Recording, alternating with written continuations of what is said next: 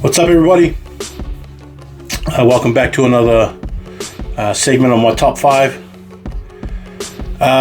This is Herschel Froome from High School Top 200. I'm getting through all of these. It's been pretty fun looking at everything, like just the way that I've been looking at it all. And I'm doing this so that at the end of this I can pick a New Zealand secondary schools that I would pick. Not something that selectors will pick, just something that I would pick personally myself. But now that we're at the second fives, that we are coming towards the end of the top fives, and then after that I'll explain what else I'm going to do, because I do want to put together my thoughts on an under 18 Māori team, a Tongan team, and a Samoan team to play a New Zealand secondary school team and a Barbarian team, so that if, because of everything that's happening right now and there is a lockdown, Australia can't come over, I think those should be the 5 teams that should play off with all New Zealand talent. And we have so much talent here in New Zealand that we can do that, so I kind of don't understand why we don't. Having sort of countries represented too, with Samoa and Tonga, and then having Māoris and also the New Zealand Barbarians, because there's a bunch of kids that are not Samoans, Tongans, or Māoris that are so talented that you just can't leave them out, so you might as well just make a New Zealand Barbarian team. There isn't a lot of Fijian players to make up a competitive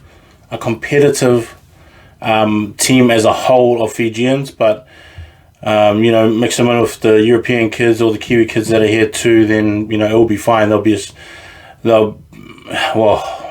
Actually, from what I've put together so far, it still looks like the New Zealand Barbarians team will be a solid one too. So it's pretty cool seeing it from those kind of perspectives and those angles. I don't know why New Zealand Rugby doesn't do it, but to me that is like probably the best way to do it as well. Just so that the boys that get New Zealand secondary school selections actually gets to play some games to go along with it. So that's kind of my train of thought, as well as to make sure that the best rugby players in New Zealand are playing sort of at a higher level and not sort of dropping down a level too much when you want to get all the best players together.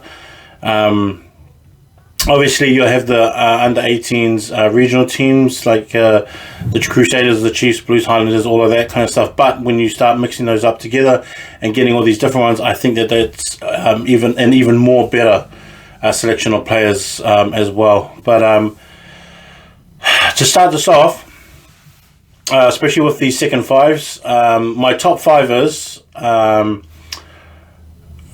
Francis Manuleleua from King's College is my number 1 second 5. Sean O'Leary is from Whanganui Collegiate is my second one. Anuru Painga Morgan from St. Paul's Collegiate was my third one. Leo Gordon from Palmy Boys is my 4th one.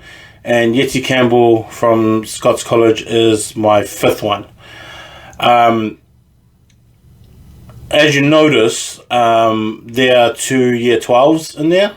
Obviously, and if you don't notice, there are 2 Year 12s in there. Francis Manuleleua is the first one from King's College. He's my number 1 player for Year 12s. And then Yeti Campbell from Scots College is another Year 12 as well. And in all honesty, they're just that good. That's kind of what I put it down to. It's got nothing to do with weakness of position, because as I go through the list, as always, you're going to find that there's a bunch of names of guys that are second 5s that are actually going to be within that position. Now, in terms of New Zealand secondary schools, and I'll explain this later as well, it's like, I guess just because I'm naming them in these positions, it doesn't mean that when it comes to my New Zealand section side, or New Zealand secondary schools itself, it doesn't mean that that's the position that they're going to be playing for if they get picked for New Zealand secondary schools. It could be different, and they could be out of position in terms of what I'm doing now. I'm just doing it basically from what they've been doing this full year. So this might be different. It might change up when I put a New Zealand secondary school team together. It might change up, but for now, this is what it is. So with Francis Manuleleua is with him being my number 1 player for second 5s. Really, if you just watch him, it's not that hard to understand why. he is such a calm player is what I kind of, the patience that comes from him is kind of what I really like about his game. His patience in terms of not wanting to push everything as an attack, not wanting to try and run through everybody as his main force of an attack. The fact that he is willing to kick downfield and not take a gap because the kick is more is a better advantage for them down the road, which I've seen him do a few times this year as well, where there has been open gaps, but then sometimes when you go down the field and get a line out, especially within the 5-10 meter of your opposition, that's a better that sometimes is a better option for you to go with, rather than trying to beat yourself up going down the field that kind of way. And when you watch Francis kick, he's got a massive boot on him. He's just got such a big kick downfield, and he's really accurate too. Like, even from long distances, he's really accurate in the way that he kicks. And then, apart from his decision making, even his attack game is great. Like, just the fact that he can get in and out of gaps so fast and so quickly, and because he's such a strong kid as well, he's also got that to work with too. So that so when he does need it, he does use it, but he doesn't really rely on any one thing for him to sort of beat his opposition. He kind of just plays off what he sees in front of him and sort of trusts, the decisions he makes, which is such a great way to think about stuff, especially at a young age. At only year 12, he's sort of thinking that way. It was a difficult decision because, like, when I was coming up with my 1, 2, and 3, the fact that Francis, Sean, and Anadu, to me, were all really kind of close. Even Leo, to an extent, were all really kind of close in terms of which guy goes where and which player does this and that. That was something that I kind of took a bit of time in thinking of, because I knew that all of them were so similar. All of them had their strengths, which were sort of push them up in the league, but then at the same time, I got to put them in somewhere. I can't just have a 4 number 1, 4 number 1, then number 5. That kind of seems silly, and so, like, that's kind of how I had them for. So when you have Sean O'Leary from Whanganui Collegiate coming in second, it's not so much that he's just not better, it's just that he's just different in the way that he plays. Now, he had to shift from second 5 to first 5 for pretty much half of the year, to sort of, I'm not too sure whether you'd call it, not injury cover, but it was more like need of the team took over in terms of the fact that I felt like it was just the better option that they could go with him at first 5 and not at second 5. And I can understand when you have like a superstar player like that, even though you want him to perform his best at the position that he's in, you still have to win games. You kind of still have to get the eye of, I guess, recruiters and the nation to go, look, we're winning because this guy's here. Not we're losing, but our best player on the field is ripping up. But, no one's going to take notice of that kind of things. It's just rare for someone to be looked at like that. And so when Sean moved there to first 5, he did actually just take all the talents that he has at second 5 and just moved it to first 5, and just some way he just made it work. And so I thought that it was real impressive the way that he didn't really drop the standard of the way that he played, and also that he didn't change really the way that he played. Even when he moved to first 5, he still passed the ball when he needed to, wasn't selfish. I think sometimes you think of a second 5 when he moves into first 5, he's just like, I'm just going to take the ball whenever I want. I don't think Sean, whenever I watched him play, never had that kind of mindset to him.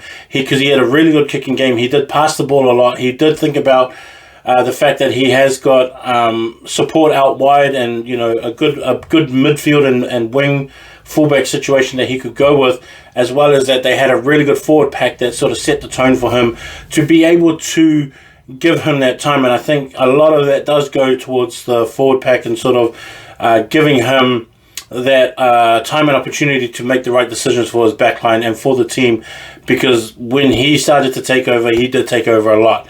And his defense was really good, and that's why I liked it. Actually, all 5 guys are really solid on defense, and that's kind of what this was different from everybody else. Like, everybody else was, I guess, okay. Like, they were sufficient. They just did it. Whereas I think all 5 guys on this list actually are way above average in terms of when it comes into defense.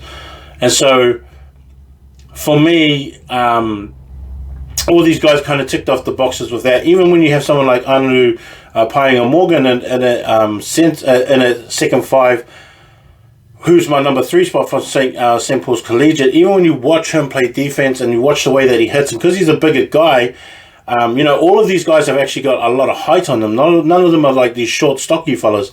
Actually, a lot of them are quite, they're all quite tall. They've all got a little bit of height. And so, even when it came to defense, these guys were sometimes monstering some fellas and really putting in the work on some of these guys. And so, it was real interesting to watch. It was real interesting to see the way that Anadu really guided himself on the field in terms of defense, because he really did solidify how that midfield defense worked in terms of making sure that holes weren't created in that spot. And so him and Jay Broomfield as well, who was the captain, the reason why both of them had such good seasons, because both of them were so defensively strong, and both of them made sure that nothing was really coming through that area. And so that was one thing that I looked at Anadu, was just like, when I know that once there's number 8s that are lined up in those gaps, or there's blindsides, or there's locks or props there, I can trust that Anadu's going to hit that dude, and he's probably not going to go anywhere at all. And if there's a big fella there, he's going to hit him, hold him there for as long as he can for his support to come in there, and then, pretty much, diffuse the situation in terms of defense. He's a big time runner. Because he came from first 5 as well, that playmaker skill does come into it a lot. And I like the way that he works with his wingers that sort of come around, and fullbacks that come into the line, and the way that he sorts it out as well. Even some of that inside stuff, because when you have a guy like Malachi on your team, and you got a guy like Anadu in your midfield, you're just like, well, why not pair those two up? Why not make sure that those two have a chance to play off each other? And so they did that perfectly, and he was such a big help in that way for Malachi to get through the line a lot. Like, there was just one of those things that, your defense kind of has to look at both of them and go, well, do you stop the ball first, or do you try and zero in on the man, or do you look at who's coming, and then you're sort of put in these positions to make fast decisions, or important decisions in sort of like the blink of an eye kind of thing. And it just didn't work with St. Paul's. They were just too good in that way, and Anadu was a massive reason why. Even when you saw someone like Leo Gordon, who's the number 4 from Palmy, who's number 4 on my list, or even the way that he played, he was so aggressive. I liked the way that he used to smash into the line, really used to use his fend and just that little slider footwork, and used to take some big hits, and guys would just go flying off him. And he did that last year too. Like, it wasn't that new that seeing him do that, but this year was, I don't know, it just kind of had this different feel to the way that he played. And so I thought it was real impressive in the way that he put things together on the field, and being able to really create a lot of problems for the opposition whenever he touched the ball. And it didn't even just have to do with how big or strong he was, because once he got into that open field after that first line of defense broke and everything starts to crumble, you could just see him looking around straight away for someone to pass to, and there was always kind of someone lurking around him, and he just got to pass them. And I thought that was always just like a really big plus in terms of having a guy like him on the field. With Yeti Campbell, the second year 12 on the list, and the other guy that he does play like Francis as well. Like, both of them are big and strong. Both of them run hard and fast. Both of them are smart. Both of them have massive kicking games, passing games, all that kind of stuff. So even when you kind of look into next year, you're like, wow, is it just safe to say that these two go second 5 and centre? Even though we do have other guys, because this list as well has a bunch of second 5s that are going to return next year because they're year 12s, or that can return next year and are going to be very good if they return next year. And Yeti Campbell's going to be in that conversation too. But in terms of just right now, you were going to be pretty safe to say that both of them would end up in the New Zealand secondary school come next year, the way that they've been playing just from this year alone.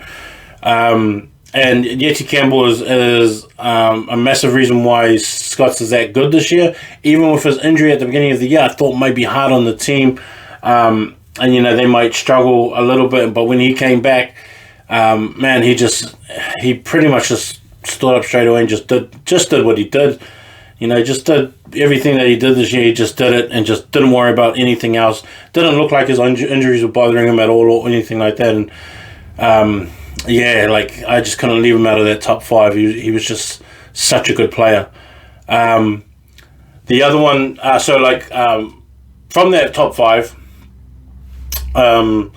with Francis, Sean, Anadu, Leo, and then Yeti as the top 5. Then the other guys that just got left out. So, and then again, this is not in any order or anything like that. This is just how I was looking at them. Tofuka Paungo is from Wellington College. He's a young year 13, and I don't know if he's coming back next year, but he could come back next year. Ollie Inch from Nelson College was another one. He was the captain this year. Had a bad injury last year, but came back pretty strong and sort of played right through this year. He didn't really look injured or anything, looked really healthy, so it was cool then. He was another one. Austin Anderson from Hamilton Boys. I actually think he signed with League.